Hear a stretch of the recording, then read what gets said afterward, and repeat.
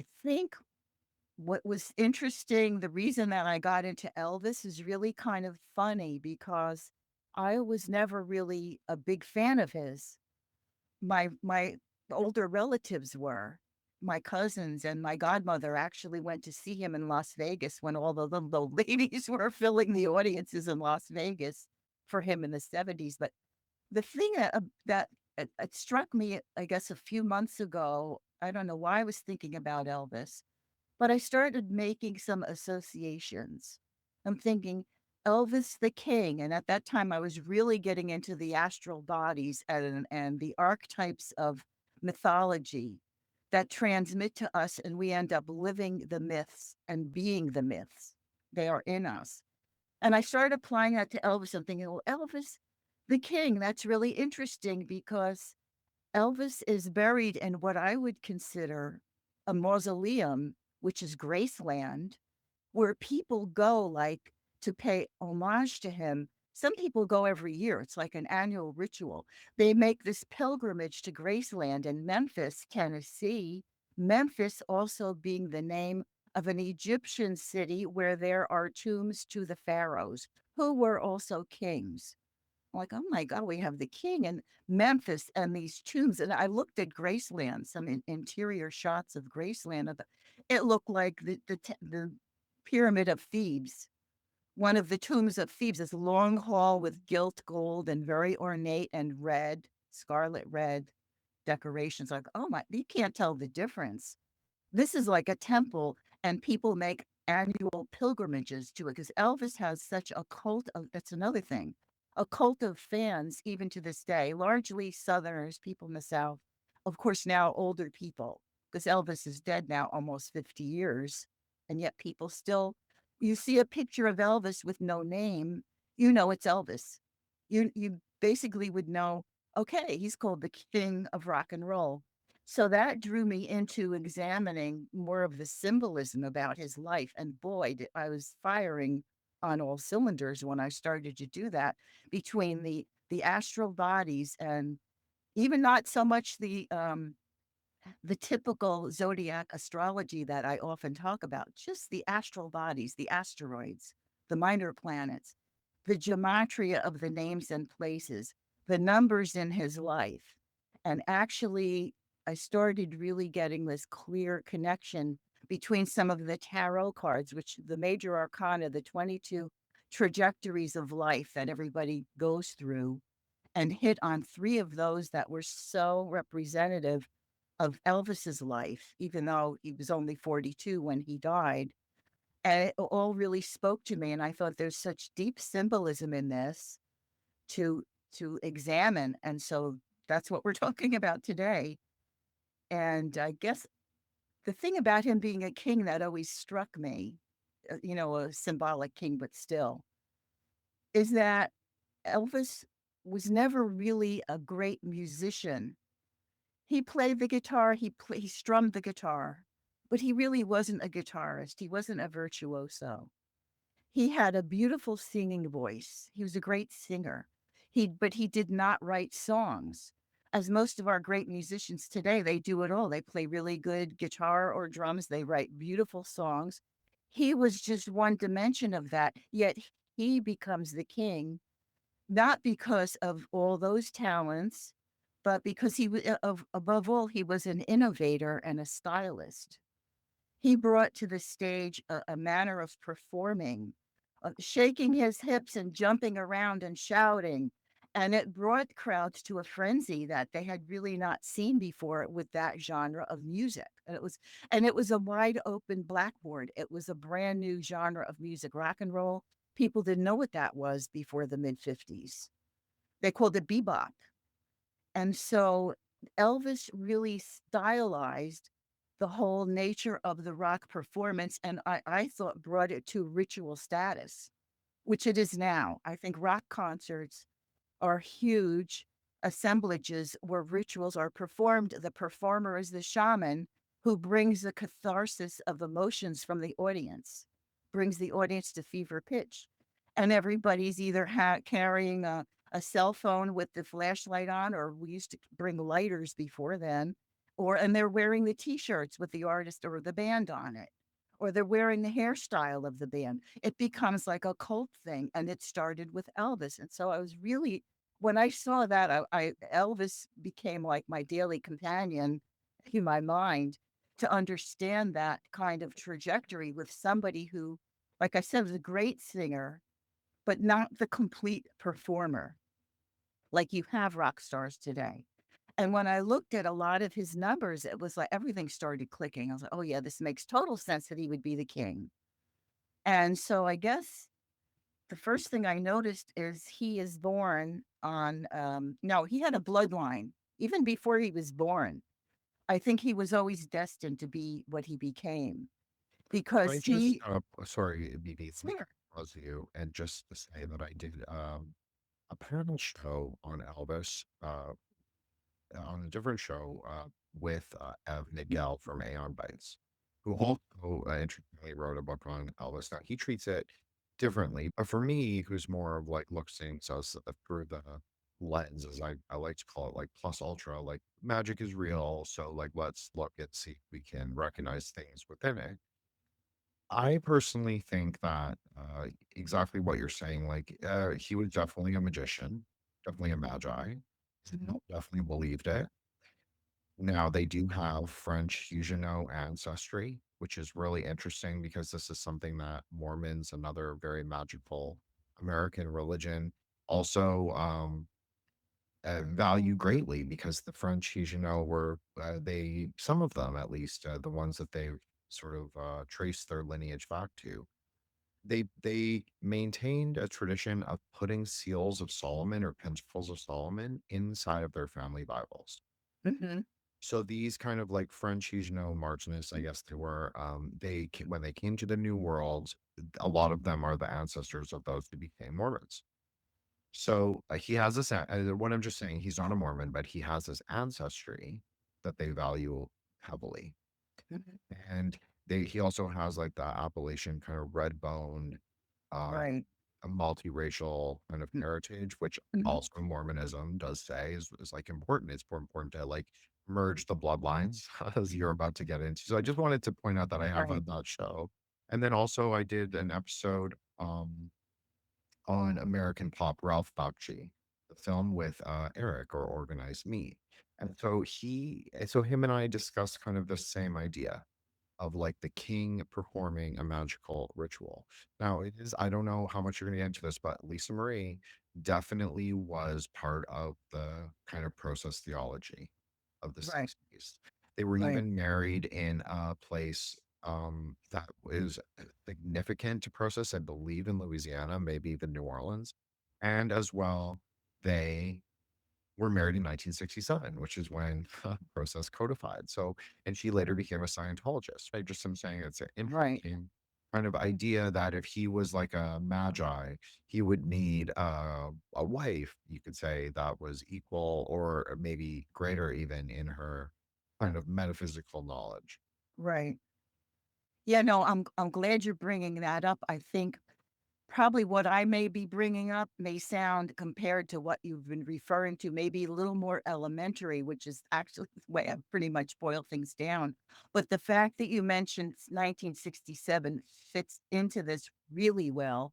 So it is a cohesive kind of structure with all the different pieces we're picking up between him and Lisa, who Lisa Marie herself marries a king, the king of pop. She Mhm. marries Michael Jackson. So they have this, I don't want to call it fake bloodline, but this definite bloodline of king to king in the family. Absolutely. Yeah, And absolutely. so the bloodline in his case is that he is a cousin of President Abraham Lincoln, which is American royalty. He's an American king. Of course, he's just president. It's just a different name for the same kind of thing. He's a cousin of Jimmy Carter, who was from Georgia and passed away earlier this year, President Carter. So those were in Elvis's bloodline. So we have that royalty already there in the physical bloodline. And then he is born on January the 8th, 1935. He's born on the 8th day of the year in the year 35, which adds up to an 8. And he was the second of twins. the twin that was born first was named Jesse, and he was stillborn. And Elvis was the twin that survived. So he's the survivor of a set of twins. And it makes you think of Apollo and Artemis, Castor and Pollux, and Isis and Osiris, these twins. And one dies usually. And so he is born 35 minutes after his dead twin brother Jesse. There's another 35. There's another 8, which is a tremendous transformative number, and it references rebirth, but rebirth after destruction. It's a highly powered number. It's the number of Scorpio in the 8th house of the zodiac chart.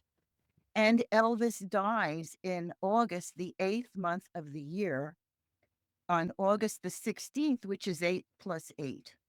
You have 3 eights in there. And what I found really fascinating was being the Sun King, that's the sign of Leo. The sun is dignified in the sign of Leo. It shines at its brightest point, and it represents in mundane astrology, it is the ruler or the king. When you look at the sun and an eclipse, that's a ruler of a country. If you're going to interpret it through what they call mundane astrology, which is the events of countries. So, but Elvis is born in the dead of winter when it's dark. He's a Capricorn. He's born in the dead of winter where there is not much sun. He dies in the time of the sun. He dies when the sun is in the sign of Leo. And what's fascinating to me was that Elvis did not like the sunlight. He would be up most nights and he would sleep in. So he had the windows to his house, to his bedroom sealed up. He did not want sunlight coming in. I thought, my God, this is the king and he doesn't like sunlight and he Okay, dies, you know? let me jump in there, Beanie, because I think I can make an interesting connection for you. Is that he Elvis was interested in many metaphysical ideas. It wasn't just that his bloodline had that element. Of course it does. They all do, right? That's Mhm, kind of the reality. mhm. They all have these, the ones that are, you know, in the public eye, they all have these kind of connections. It's very rare to just totally make it, you know? It's kind of more the exception than the rule. So he was interested in all of these things. Miguel admitted that so in so much as saying that. He had a broad metaphysical library. He had many grimoires. He had all of these gurus and teachers and people, and he actually dated Tuesday Wells, Oh, which yeah. right. So one of the Yeah. ideas is that um she fulfilled a position called the Aisha Zenunim, which is the princess of the Klippas. So the princess cannot herself have sex, like cannot be Uh-huh. she cannot be sexual. Mhm. She directs sexual rites. This was like a very popular thing in the 60s, like among like kind of sex magic and the whole Mhm. Laurel Canyon people. So she directs sexual acts, basically. So there's a you could make an interesting argument. I'm just saying as a speculative idea that maybe she taught Elvis sex magic because he was notoriously he would go one moment he would be like a very well, I won't say that because that's too crude, but he would be chased for periods of time. Lisa Marie would complain about this in some journal or whatever that got leaked to the press eventually. But he didn't. He would withhold sex for periods like, and I'm sure there was an astrological timing, to be honest, because it makes sense, like from my perspective, that you would like withhold on those days. And then he would be hypersexual in other times, which is again tying into your link of the 8, because that's a Right. hypersexual number. That Mhm. oh, right, that's Mhm. the 8th Sephira. It's like Mhm. electric. It's like the neon blue dragon is sometimes how it's called. And of course, Mercury, which is related to Hod, but not Hod exactly. And Ketu, which also expresses that the sun in an eclipse, as you said, that is also tied to that. There's also a Mhm. relationship between Mercury and Ketu at all times. So really interesting what you're saying, BD. And I think from a tantric and more metaphysical perspective, I think it all correlates really well. Yeah, it does connect also. I was not gonna talk at length about his his horoscope per se. I'm going to talk more about the mythical importance of the asteroids in his chart and how he lived them through. And they're all gods. They're all mythical gods that he was living out and enacting with his energy. But he was a super Capricorn. And the joke about the Capricorn is the horny goat, right? So it is a sexualized sign. He had the sun and Venus in Capricorn. And so, of course, there's lust impressed upon him by his fan base. You know, everybody wants a piece of the rock star. Women threw themselves at him. And he also had that, but he had also in the astral bodies, he had some really weird stuff with his mother, Gladys. And I think, was a lot to do with his strangeness perceived about his sex life because he was so close to his mother. I believe he slept in the bed with her. And okay, that could be one thing, it could be affection, but you just start to wonder, okay, how far did it go? Because for the rest of his life, his lovers said Elvis doesn't want to sleep alone. He has to be cuddled. He has to be cuddled. He has to be comforted by somebody. He doesn't want to sleep alone. So he slept with his in his mother's bed. He was irrationally devoted to her. I think when she passed, right after he was starting to become famous, she passed away. She had a lot of health problems and she had some mental health issues. And his early experience with drugs is he would take some of her drugs. He would take some of her antidepressants. He started fooling around with pills when he was still a teenager because that eventually was part of led to his undoing, like it does with so many people in show business. But he had this unnatural attachment to his mother. So where I've read, and I actually read this quite a long time ago, that he desired Priscilla when she was only 13, but they waited until 67 to get married. I think they waited like 8 years to marry. But once she had Lisa Marie, he did not want to have sex with her anymore because she was a mother and he had such a hang up about his mother. He was just there was something emotional and sexual attached to his mother, and it expresses in the astral bodies because he has a very strong emphasis on Oedipus. And if people don't know, I'll just briefly say that Oedipus is a famous tragedy, a Greek tragedy, where Oedipus fell madly in love with his mother and killed his father in order to marry his mother.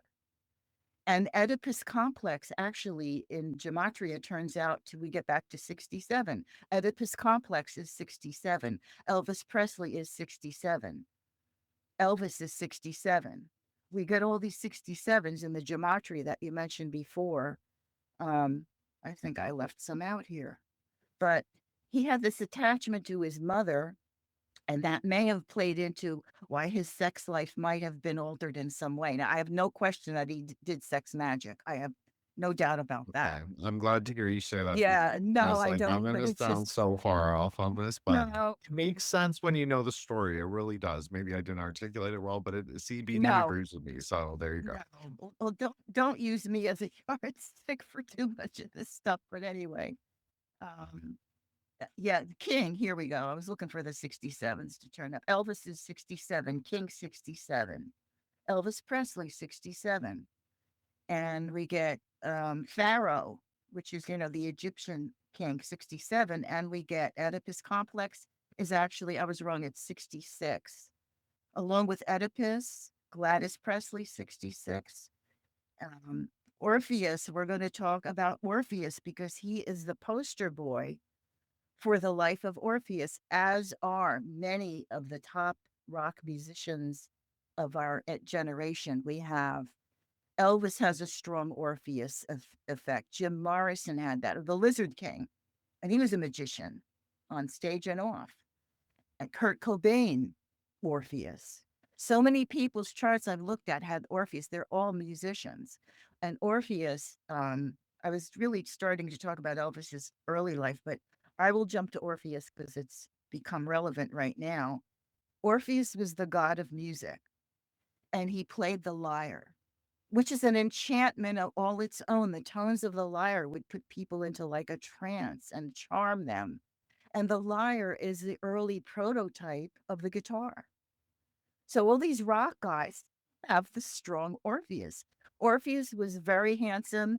He was a keeper. All the girls were after him. You can imagine, think of old film of girls chasing Elvis or people storming the stage to go after the guy, the rock star. Orpheus charmed the girls, but he was in love with Eurydice. She was a young, beautiful girl, and they were to be wed. And he didn't want to be with other women, which is interesting. But on their wedding day, Eurydice is walking through a garden and she's bitten by a snake and she dies. It's a horrible tragedy. Orpheus on their wedding day loses the love of his life and he's completely beset by it. And he runs off, and all these women say that, oh, Orpheus is now available. And now I can make my move on him. So they're all trying to seduce him and they're all approaching him with offers of love, and he doesn't want anything to do with it. So they become angry because hell hath no fury like a woman scorned. So they start the desire and the lust for him turns to this passionate anger over being rejected. And they start to chase him like the girls would chase the rock star trying to tear a piece of his clothing or get his autograph or get a piece of his hair or what have you. And they're chasing him through a field, and farmers see this attack on him and they drop their implements and they run because these women are crazy and they're going to kill this guy.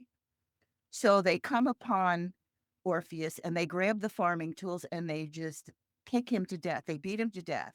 He's pulled to pieces, which is like such an inversion of this passionate love and desire, and it turns into murderous, lustful frenzy.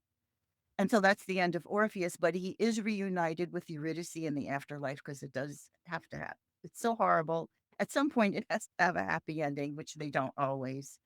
And so if you think of the template of Orpheus, somebody who's handsome and desired, and he plays music and the girls love him. But the story, I think the point of Orpheus is that this life that is so full of promise and talent and beauty can destroy you because people get the wrong idea. People came after him. Women didn't get what they wanted from him, and they killed him out of rage. So you see how it leads. It's this beautiful, wonderful, successful life that, excuse me, goes to shit because the guy ends up he doesn't get killed by women generally, but he's something about the life turns on him, and that which made him wealthy and famous now destroys him. And this is with Elvis with the drugs. Kurt Cobain, who knows really why he died? I have some questions about how and why he died.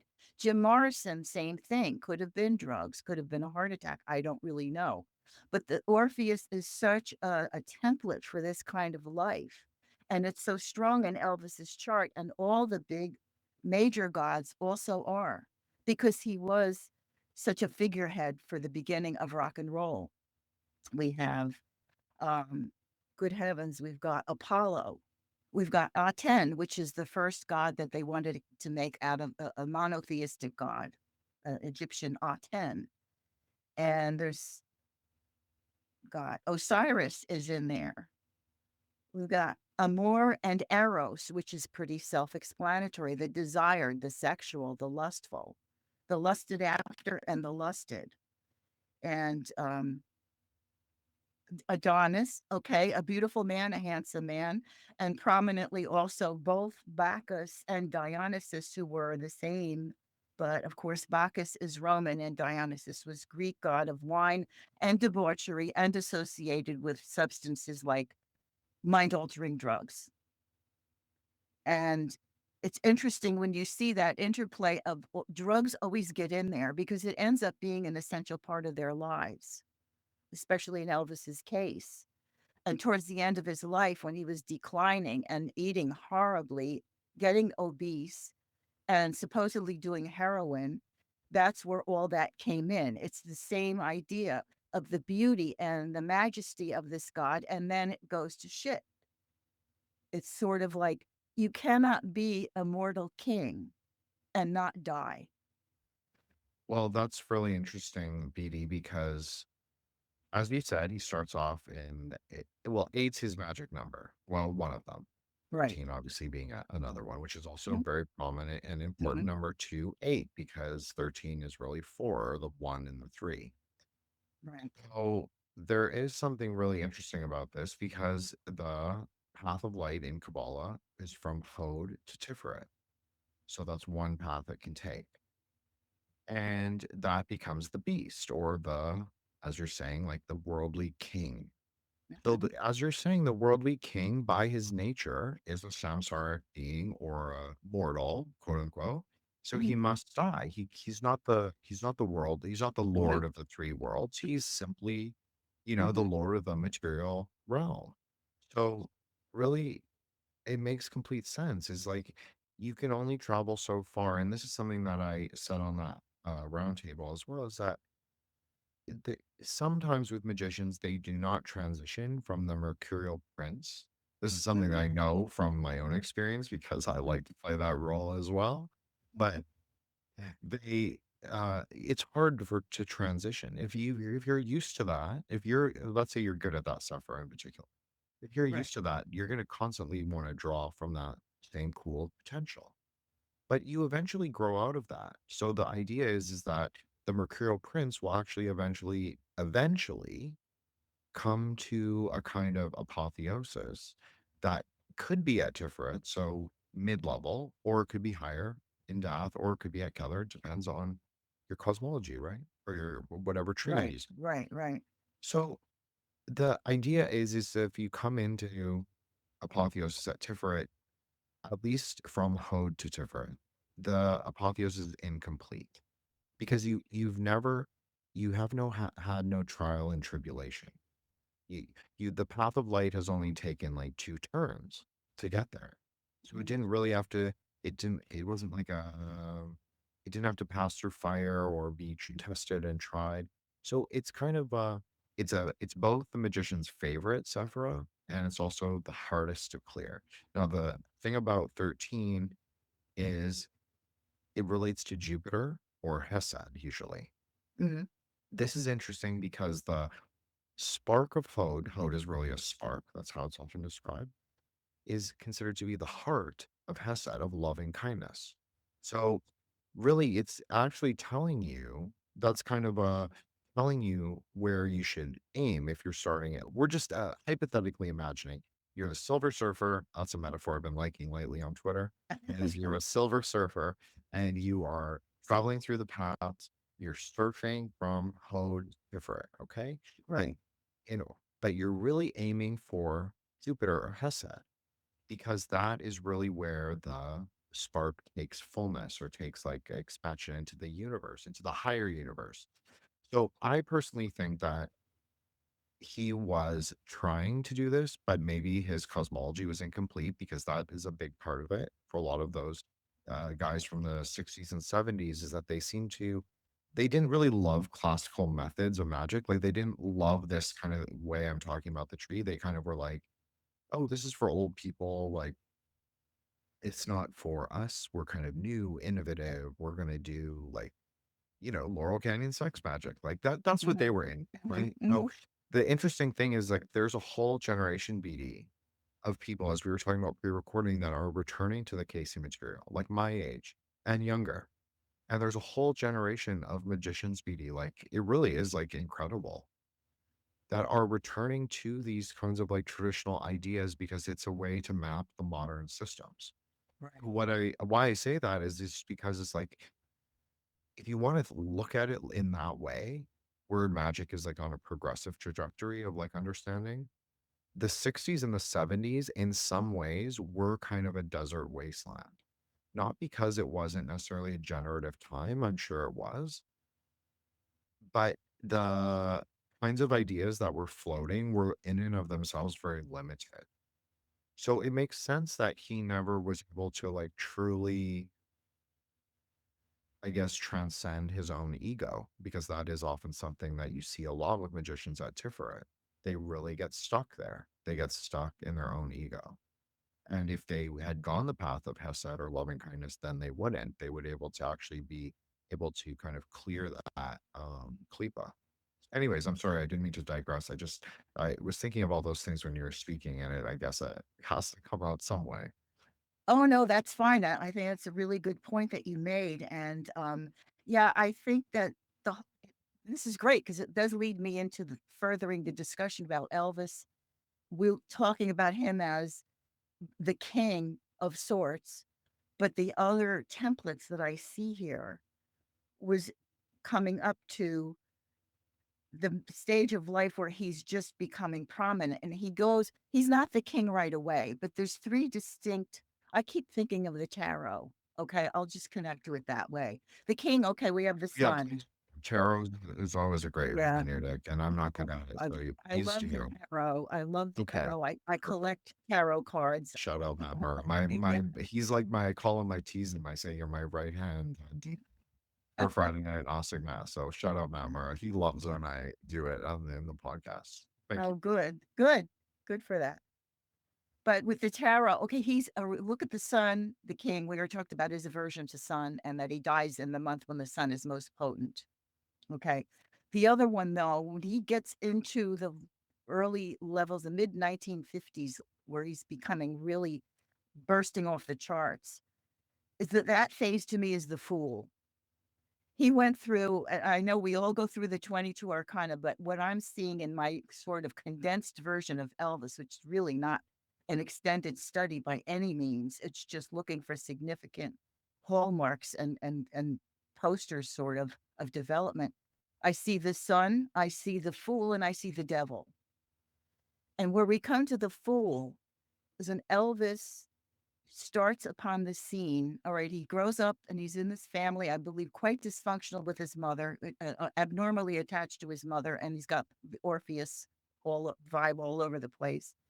However, when he first starts out singing, as good a voice as he had, he just strummed the guitar. I mean, you could play up thousands of songs with 3 chords on the guitar. You don't have to be an accomplished guitarist, and back then, there were no precedents for rock stars. Rock and roll was brand new, and that's why we start out with the fool card, the 0.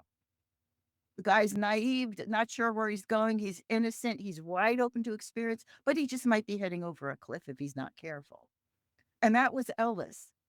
He starts to play with some guys in studios. They do some shows on the radio. There were little radio stations throughout the South that would play mostly gospel. And he was good, but people really didn't invite him back. Nobody really gave him a job. Nobody really offered him to make a record. And so they play for a while. And at one point, they stopped recording. He was doing mostly gospel music at the time, which is interesting because I'll just insert here that he has an astral body called polyhymnia, which relates to gospel songs and religious music. And that's reflected in his astrology, which is, I thought, really interesting because those were his early roots with polyhymnia.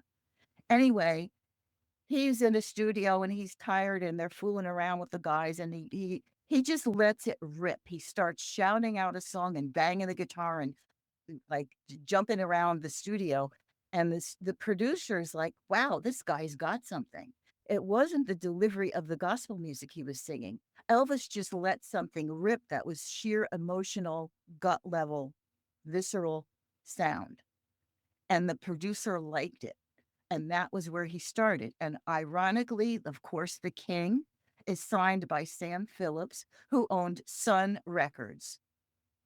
And the Sun Records emblem, I had to look it up. It almost looked like it could have been on the tomb of an Egyptian pharaoh.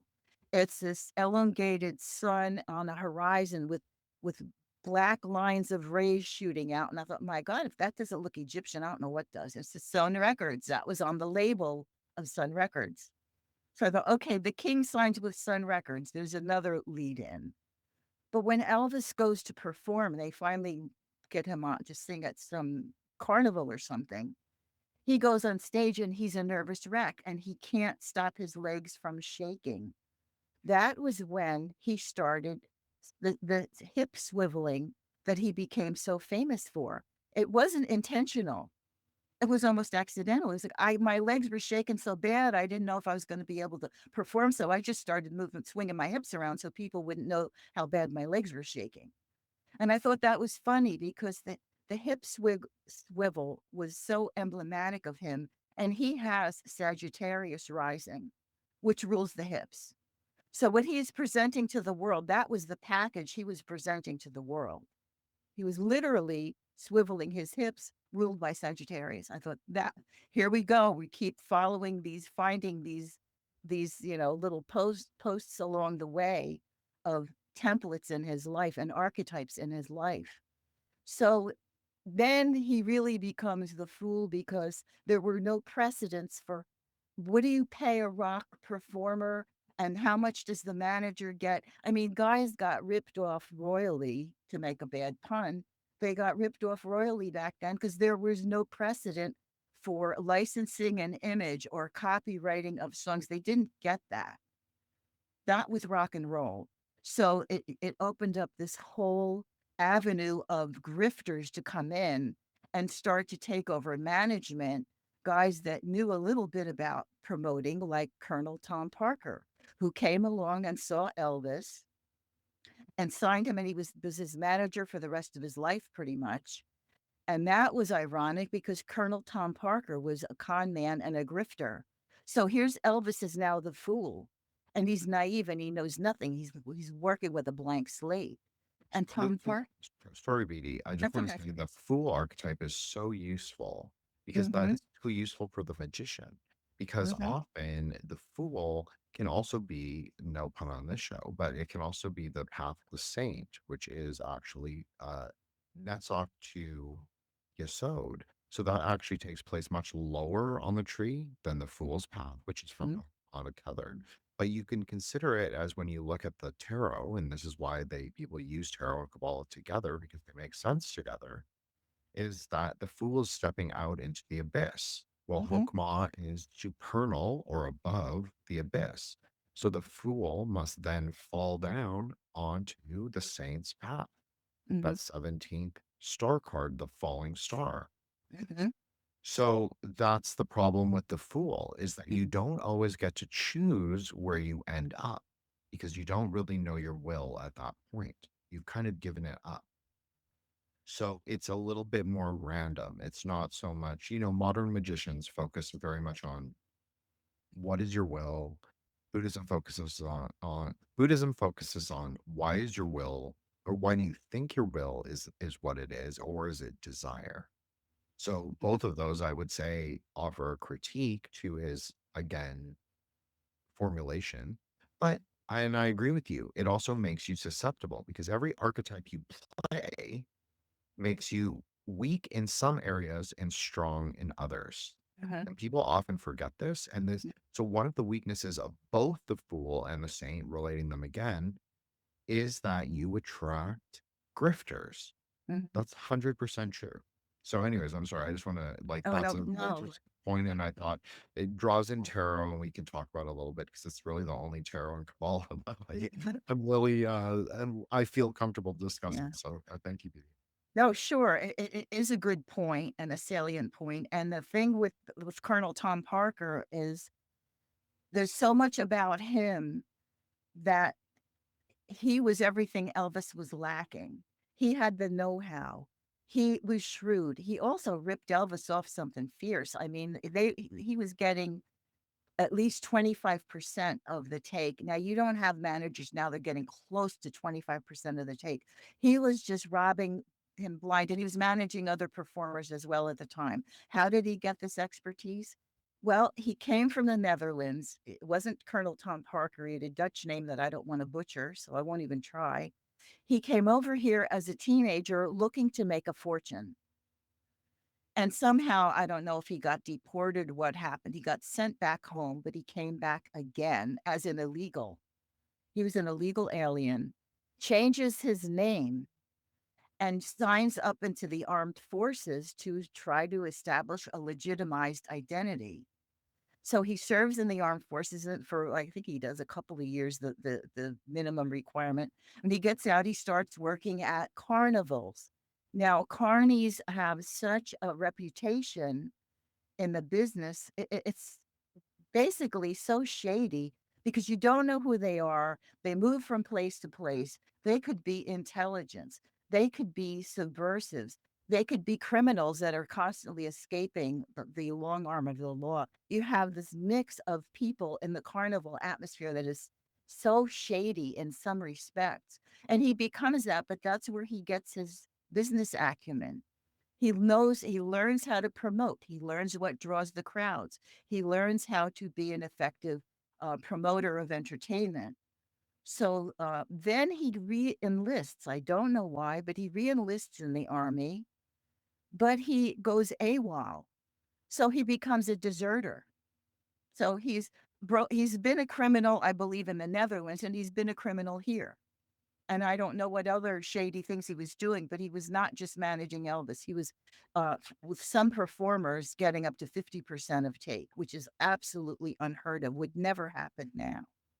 But anyway, so he is a shady character, but he's shrewd, and Elvis is not a shrewd person. He's very basic. He really was a country boy, and he loved Colonel Tom Parker. It was the irony of Colonel Tom Parker was he got involved in some political dealings in Louisiana, and he helped somebody swing an election.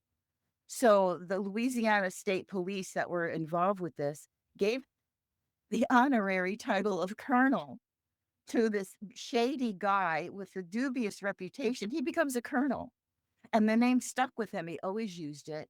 It had nothing to do with any contributions he made to the military or to the police, except helping get some guy elected, probably illegally. I don't know. But so he is grifter and con man extraordinaire, and he manages Elvis.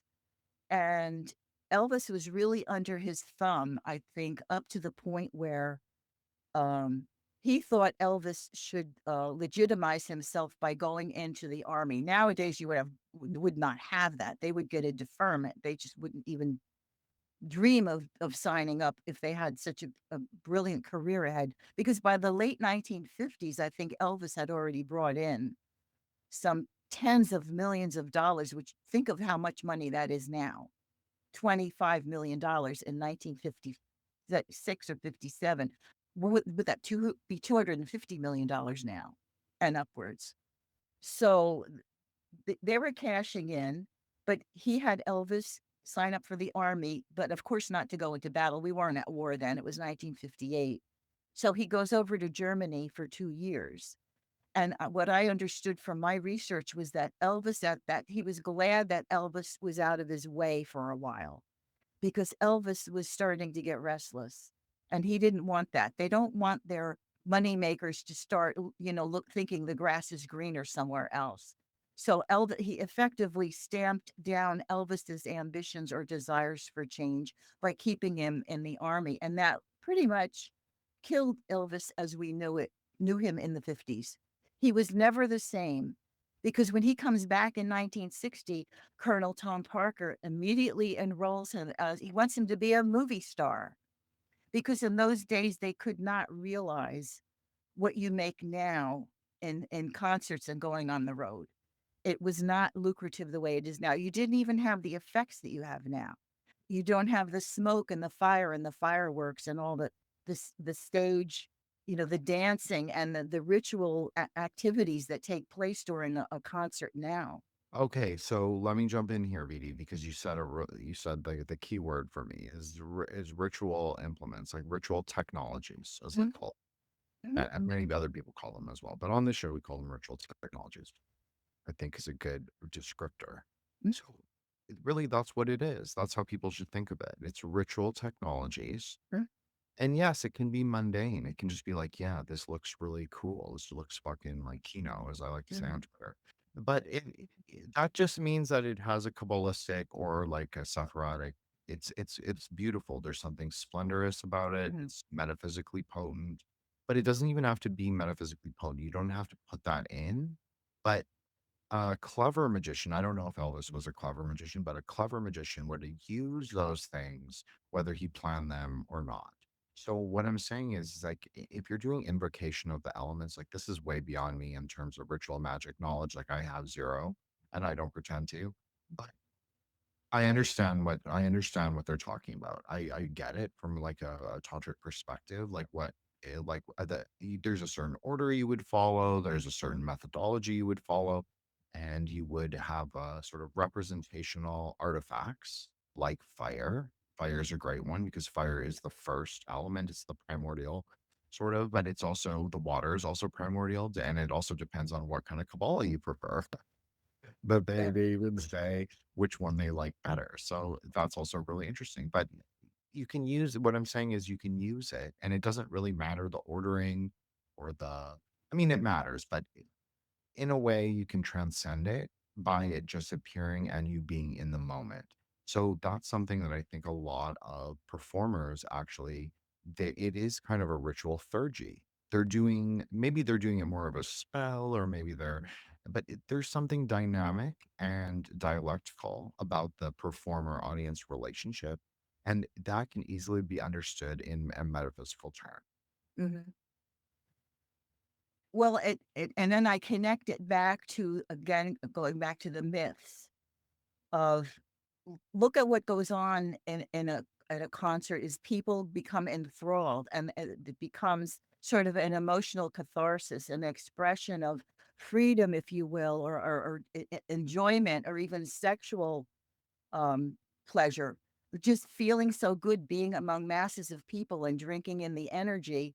And then also with Elvis, you had so much of women screaming that made me think of the sirens. The sirens that they would line the ships that sailors were going out in the oceans, and they would taunt them and tempt them with their song and drive the men crazy. Sometimes the men jumped ship. And in a way, it was and the way that Orpheus was done in by, frenzied women, it incites you to a frenzy.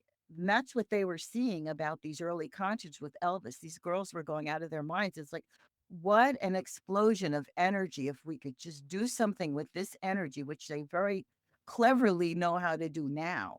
I think they were just starting to get wind of it back then with I and that was Elvis was the shaman that led that. The completely performer agree. as a shaman, and Well, the so Mormons even thought he was. yeah. And like a lot of different factions or different people who maybe have a more metaphysical worldview, we could say, they Mhm. thought he was something. They believe that he was a kind of, you could say, conduit, maybe, or as you're saying, and I like this idea, as like the shaman or the magician. Right. He's the one who performs the theurgy, and then they are the ones who reap the benefit. But that can mean multiple ways. It doesn't just mean, it can mean financial. It can mean like what he's doing. And I'm not even talking about, as you very well stated, that going on tour is not the same kind of level of lucrative that it is now. Like this Right. now, going on tour is really the only way for musicians, not Right. musicians to make Mu money. the one's the other is, Yeah, very similar 6 of archetypes. one, half dozen of Absolutely. the other. But That's yeah, right. they didn't know the power of the concert then, and that's what where Tom Parker So he shifted clearly into. worked. Do you think he worked for the military? Oh, probably. I do think so. I mean, the guy got away with so much stuff. He was a deserter. How does he get named a colonel? He was a deserter of the US Army. He was an illegal alien. He had a false identity. I mean, good heavens. So the irony is not lost on me. It's like I always thought that Tom Parker really ruined Elvis's career. Of course, Elvis was so devoted and so loyal, which is part of his naivete of trusting this man implicitly, doing everything he said. And back in 1960, where do you think you're going to make the most money? In making movies? Elvis wasn't even an actor, but they end up churning out 33 movies. Isn't that an interesting number? They make 33 movies, and Elvis gets to sing and do the soundtrack. And of course, he sells all the records and the soundtracks to the movies, which is a dual form of income. You know, so you Right. can make the recordings and you can sing them in a concert venue, and you have the movie right. For BD. But I No was going problem. to say, film is a great. So we discussed a little bit on the sort of magical nature, the ritual performance nature of Mhm. performance. But there's also that element in film, which is also something that this Yes. show is very interested in, right? Like meta Hmm. magic, but looking at film in that way. And so I this is classic Hasidic Mhm, Mormon money magic. Like mhm. you get what you put in times doubled, because that's kind of the power of Jupiter has said. You're kind of Right. doubling it. And then you're Mhm, talking about the 33. Well, he's a Capricorn. 33 is mhm, the number for Shani. If you do a mhm. magic square for Saturn, at least in the Jyotish system, yeah, it is 33 is his number. So yeah, it makes sense that they would draw from this. Also, it binds time, it gives definition to form. Right. So you can say that very much Binah or Saturn is very much the celluloid upon which a film sits. So there's something very, it's captured, it's space captured in time. So there's something very powerful about that. And if you know that and you align all these things, then it kind of becomes magic. Oh, I think that movie in itself, by its very nature, is magic because what you are looking at for 90 minutes or 120 minutes is a series of still photographs. You are not looking at motion. You are looking at a series of still photographs that give the illusion of motion. And I'll tell you, when Elvis made his early movies, girls were fainting. They were going hysterical. They had to go to the emergency room because seeing Elvis so large on a screen, he's huge. He is the God. He is the supreme king. Girls would swoon over that. I mean, and the power of illusion, he was being projected into a whole different dimension. Because you see him on stage, and actually they look kind of small on stage, especially if you're in the nosebleed seats, if you're in this upper deck Absolutely. of the stadium. But on the screen, you can project all this fantasy. All this Well, is fantasy comes real. that's very Ketu-like, BD, like we were Yeah, saying, because yeah, it's subtle. It does not yeah. exist in reality. No, that's true. It's totally on screen. It's just exists in that world only, not in the material. Right. That's so Ketu. And 33, even if, although this breaks my usual rule of you never reduce a prime number, but you can actually do You it, can. and you can say it's 6, and then you Thanks, can yeah. say that that's different. So Yep. that corresponds perfectly to what we both are saying is really it's like Mm, this Ketu, like mhm.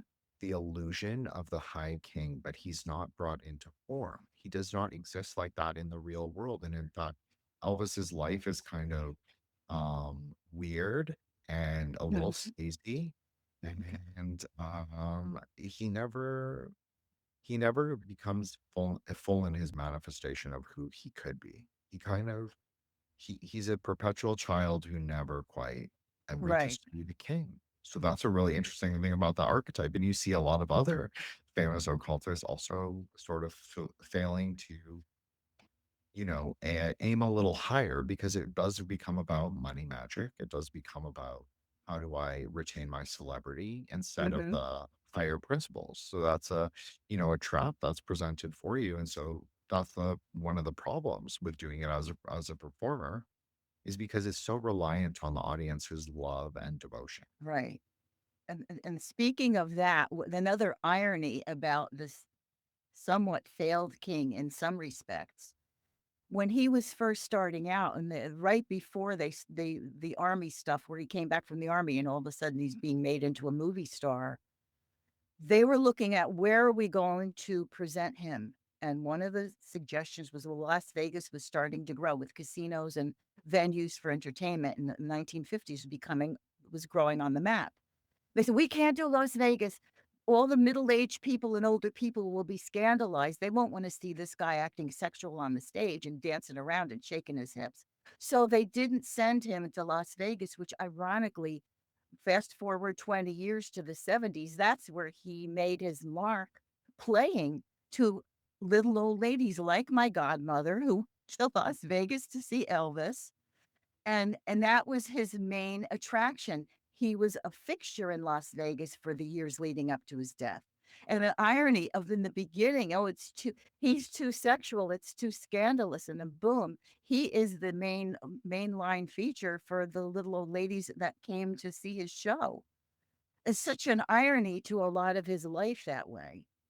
And I think where he hit the rut, where he could not, as you say, express his full potential, that's where I brought in the devil card, number 15, because the devil I think Tom Parker was part of the devil, being led astray from where he could have done best. But although they didn't have a template for the rock on the road kind of thing, he pushed him right into movies, which I think Tom Parker benefited greatly from that financially. And it was a misstep. You would not do that now with a rock star. Of course, like I said, they didn't have precedents back then. They had to set them themselves. But then when Elvis gets into where they were keeping him away from certain things, that's where he's being pushed, and he starts to look ridiculous. He becomes sort of a laughing stock. He kind of becomes a fool or clown on stage with these sequined outfits, and he's overweight, and his hair looks slick and ridiculous, and you can tell his hair is dyed jet black. He became a caricature of himself towards the end. And then the bad eating, the bad habits, he ate a horrible diet, the drugs, that's the devil. That's the call of the devil. It's just Isn't that the material, the call yeah. of the material. Yeah. Well, isn't that interesting that you say that, BD? Because this is something that I think is really interesting myself, is that if tattoo represents the delusion of having a teacher or guru, the delusion. So you're if you have a Catuvian, as I call it, impulse, listen, that's a fake word that I made up. I apologize. I love it. I love it. You have a Catuvian impulse.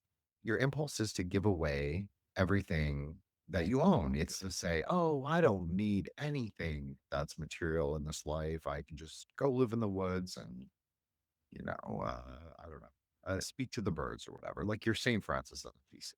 So Mhm. you're completely ascetic. You just go and live in the woods and with yourself. So that's Ketu's impulse. So isn't Mhm. it interesting that so easily that impulse to sort of abandon the materiality can so easily turn into the sort of aggregation where you eat he oily, tamasic, greasy food. Mhm. And it's very weighting. It keeps you very down Yes. into the lower worlds, as well as drug use. Not all drugs, and I'm not even making a judgment on drug use, Mhm. but Mhm. drugs are often given to the astrology of Ketu because Mhm. he is a delusional king and Mhm. they make people more delusional. They don't Yes. actually liberate people's consciousness. No. They No. actually keep them in the lower worlds. Right. So he's trying to get there, but he can never really get there because he's keeping No. himself weighted down. So I just think, and then you start to crave those things more, like food, like sex, Mhm. Mhm. like drugs, because those are giving you those slight upward. It feels like you can go a little higher, but you can't because you're Right. never transcending Right. your own desire. So that's Right. what it's like, a paradox that is Mhm. very interesting that you see. I'm sorry. I just, from a No magician's problem. perspective, he is interesting. He is a paradox in and of himself, and he never manages to resolve it. So he's like a good example of what never to do.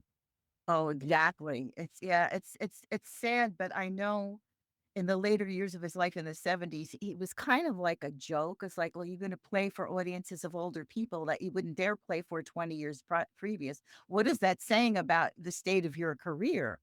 But I always had a little soft spot in my heart for Elvis because he was so influential and he was such a trailblazer, not even meaning to be.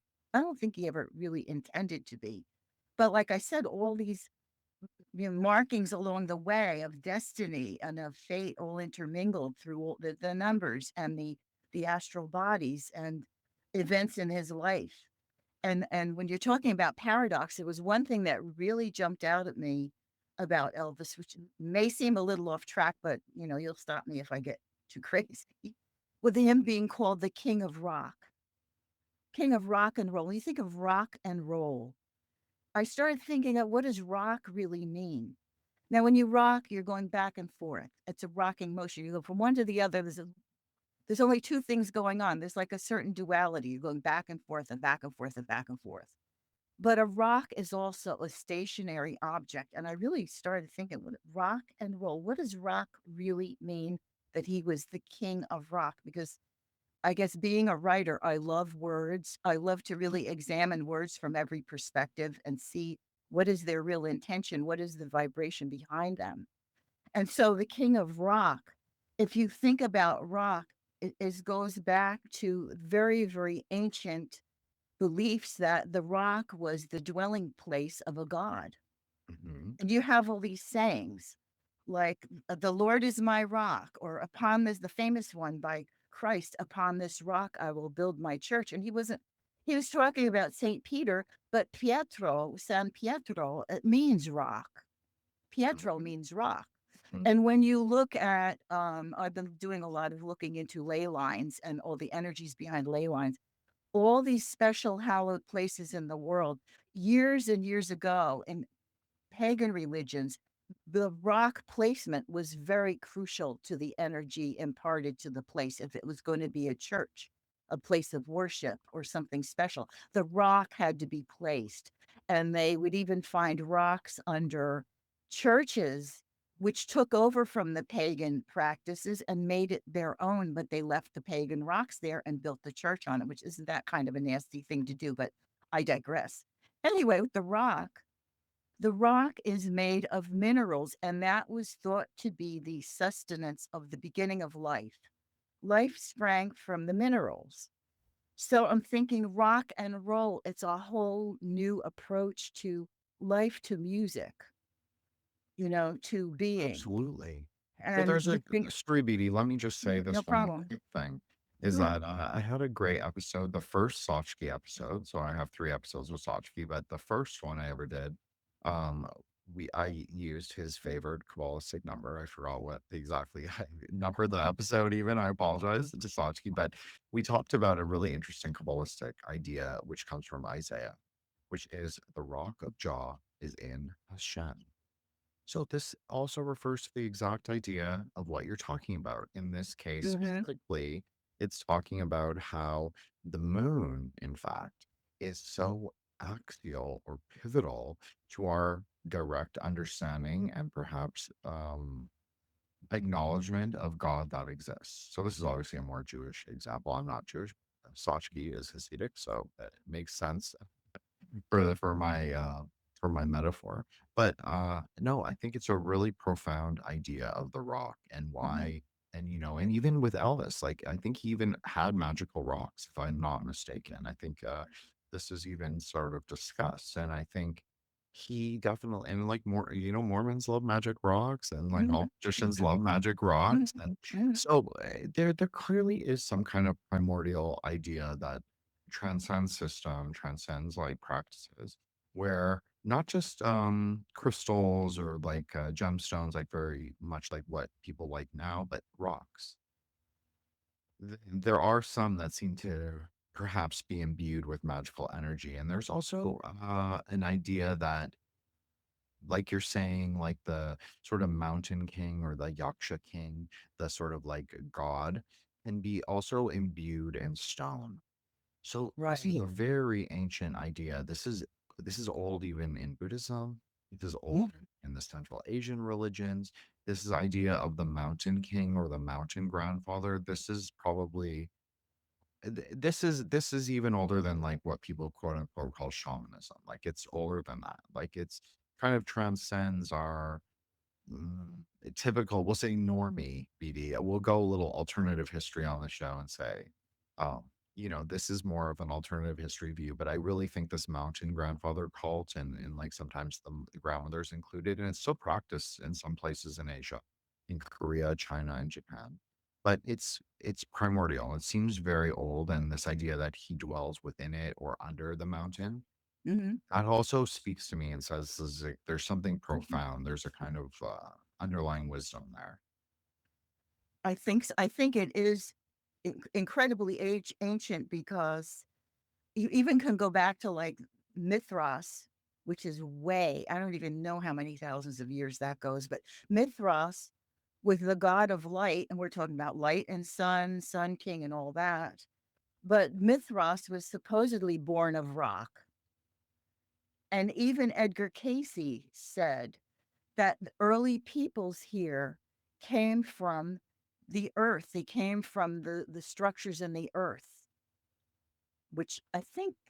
I don't know if it was rock or clay, but he did mention that the very early people, which came down in some energetic form, wanted to assimilate into the earth, and so they came from it.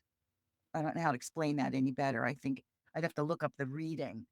But there's this whole thing with rock, and I started thinking of rock and roll, rock and roll. It's like it is a genesis of a whole different culture, a whole different approach to life, not just a musical genre. It's it just it's imbued so much in our culture now, goes way beyond the musical genre. It is sort of the voice of rebellion, a voice of new life taking over it. Rock has always been until, well, people would argue with me. It started out as counter establishment. Unfortunately, now because of corporate sponsorship and the money all involved in it, I don't find it so counter culture as it was really so much in the 50s and 60s, totally counterculture. You would not have the stars signing up to do Coca-Cola commercials or stuff, sell cars or whatever they do now for sponsorships. So it was the beginning of a new life through rock and roll is sort of like, well, the flow of it. The rock is the structure, but you flow from that. And so I thought to myself, "Oh, you're really going off on a tangent here." But I thought, I think it makes sense. It does resonate with me that rock has every bit to do with how we call this form of music and what it's really beyond the form of music, what it means. Absolutely. I mean, music is part of magic. I mean, you could say that Yeah. music could encapsulate an entire quote unquote, I'm using air quotes, spell. Yeah, I would say that you could say magic is part of a larger ritual grammar, a larger ritual technology. So music in and of itself shouldn't perfectly encapsulate that kind of working. But you could make an argument that certain songs and the way you structure it certainly can. What makes rock really interesting, because I am a big people who know me know I'm going through like a major shoegaze um kind of phase where I only listen to shoegaze like night and day, basically, and not Deftones. But I'm just saying. So what I'm saying is that I understand there is a decoherence that happens when you have that guitar sound, and obviously this becomes more prominent in the '90s, the late '80s or early '90s. Mhm. But it's building off of these same styles of music, the same chord progressions that you see in the 50s and 60s. Right. So I agree. It is a rolling stone, no pun, that carries itself forward into time, because a lot of the ways music is constructed for contemporary music, or what is contemporary to me as like a aging hipster millennial, is is is based upon these older things. So I Right. think it's profound that you said that it has something, because I agree that it has something metaphysically potent. There's something that I like about it personally, because I feel like it has some metaphysical potence. I like the decoherent. I like that sort of edgy, very cinematic, very Kino. Again, just sound can also be Kino. That's what a lot of people don't know, is sound can be very Kino, because it can make certain time and space. It can make those things feel much more alive. That's why we associate sound with memory. So I agree with you, BD. I think Yeah. that it's really potent, and I think that it's like you could say, okay, so say, yeah, Laurel Canyon totally bad, all that stuff, but I agree with you in saying that there is something in it that maybe is can carry forward into future. It's like Bill and Ted's Excellent Adventure, right? Like that's about music is kind of like the magic of the new aeon. So I personally, I'm totally on board. I'm ready to surf that wave. Oh, totally. Yeah. And I think that because from primordial times, sound connects us to the cosmos. I mean, we are the cosmos and we are part of it, but sound is what connects us. If we were to walk the face of the earth and never utter a sound, something would be missing. Sound is the vibration that connects. I think of a sound wave. You've got the origin, and then the waves billow out, and they just go out to infinity. And it is what connects us to the higher cosmos. because it's a vibration and it goes everywhere. And that's why I think that's why I love words, because words have so much power, Yes. and how they're said and how they're used, and they can be cruel and they could be loving and they could be detached and indifferent. And Absolutely. that's the I just think, because I'm so in tune with vibrational stuff, I think everything is just based on frequency. Of I course, agree. music is proof of that. If you hear a song and start crying, that's opening up a treasure chest of memory, emotion, parasympathetic stimuli. I mean, on every system in the body, the emotional body, the nervous body, the physical body, the mental body. The sound does all that. The sound of music. Some songs can make you very sad. Some words can make you very sad. I And love that words is too. I just yeah, want to say that. no, I do I'm a too. big word enjoyer. I appreciate you very Yeah. much for saying that because this is definitely, I interviewed J. David Osborne, who's he's like the alt-lit bad boy. Hmm. And I'm interviewing his co-host. He has a podcast called Agitator. I'm interviewing his co-host, Kelby, who's also a kind of a alt-lit bad boy, who's also a writer.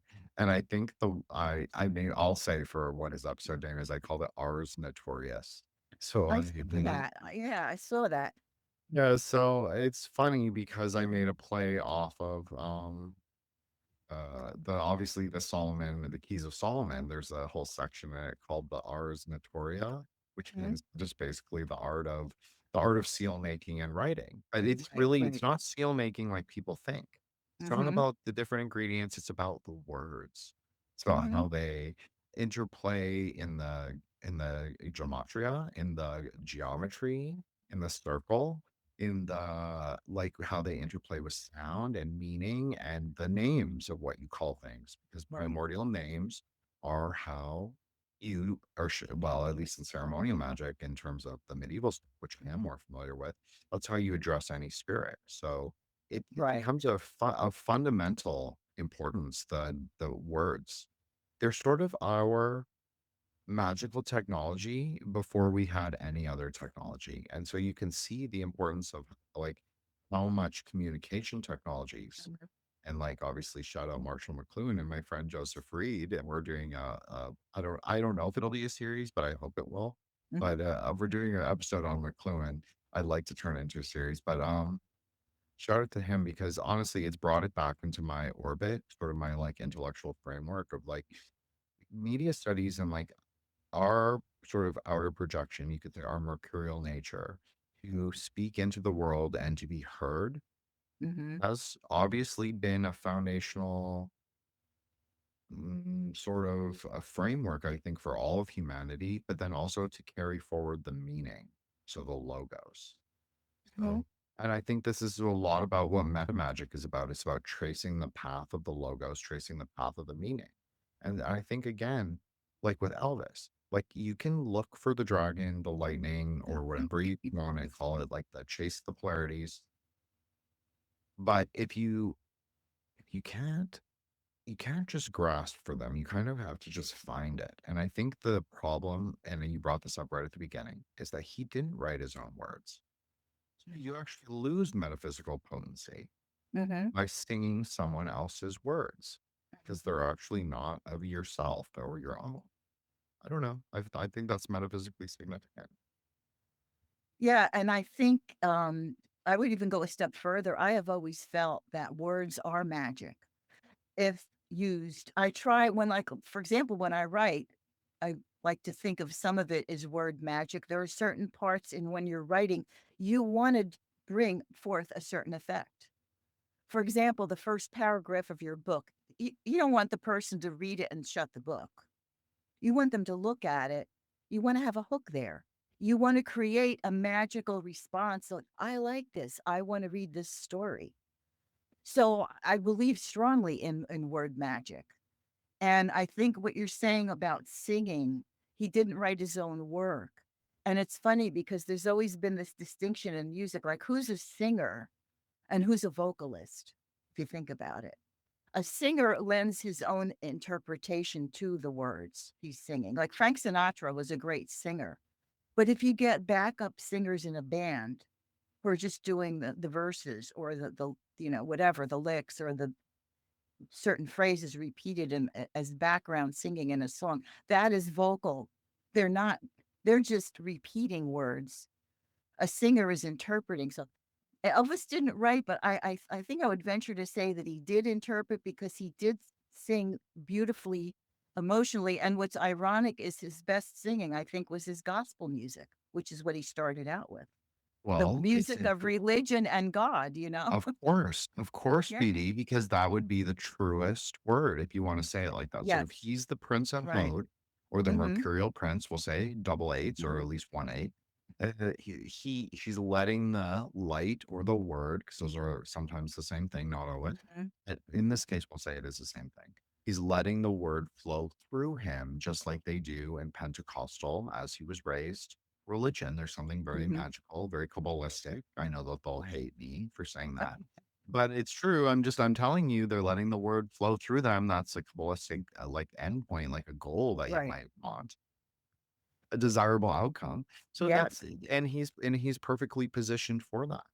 He Mm-hmm. really is. So and it is interesting because in Tantra, actually, the goddess who would be equivalent, you could say, to Tiferet, she is Matangi. She's a singer. So you have that again, Mercury Sun connection. Like Mm-hmm. he and because he doesn't write. So if but as you're saying, he can interpret. So Mm-hmm. that's the whole like quality. He's interpreting, he's moving, he's dancing, you could say, fluidly and Mm-hmm. but he's also delivering a performance that would be the singing, the actual like notes produced. So that would be Tiferet, what people Mm-hmm. hear. So that's really interesting to me that you said that in that way Mm-hmm. specifically. And I just thought Yeah. great observation, BB. Yeah. Thank you. Thank you. Yeah. That's just further testament to my love of words. I'm always thinking about words and puns and looking more and more often lately, looking up their origin. For example, I look up Elvis. It's Celtic for all wise, which is what you would want to call a king.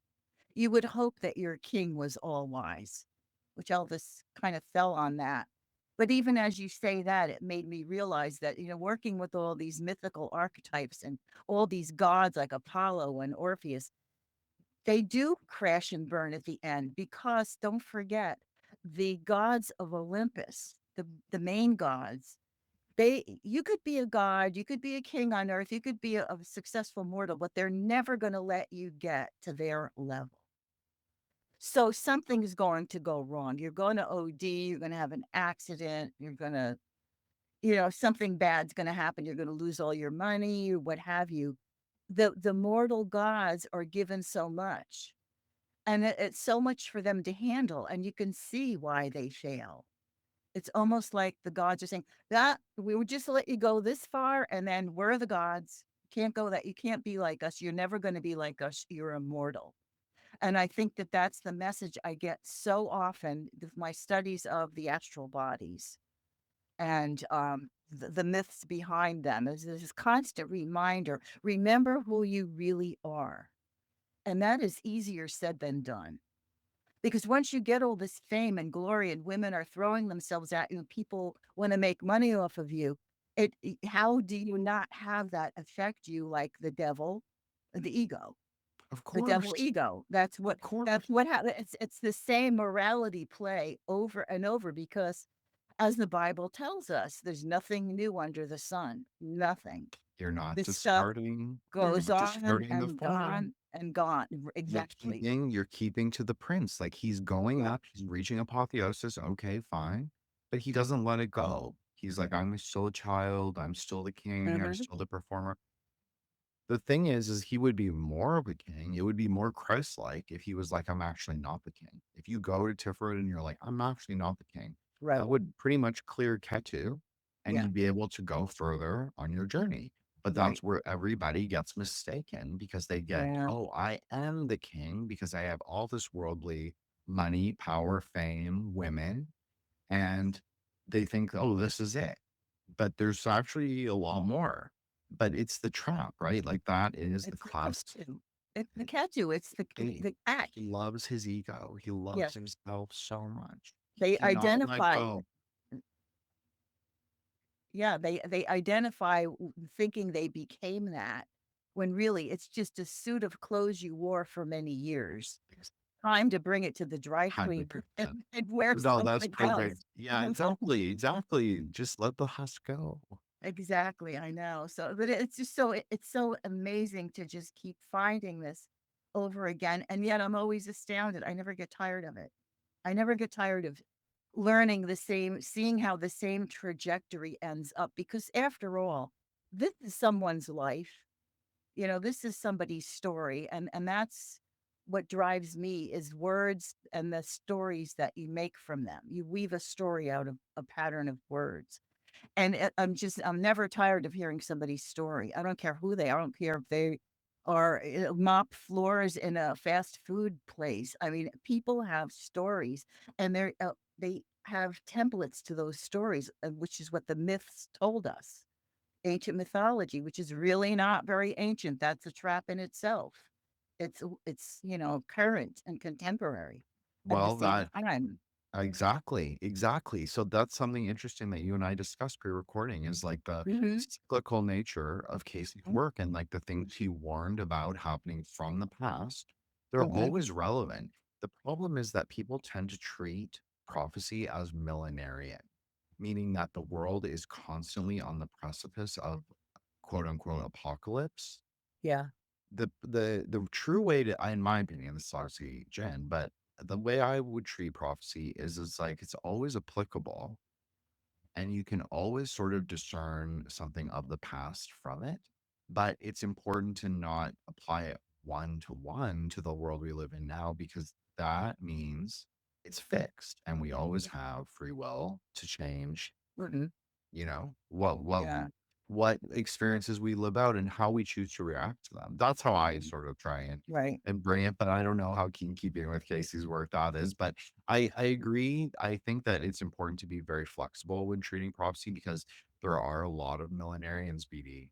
They love to Yeah. say, oh, believe I this know. thing, it's the No, world is no. ending.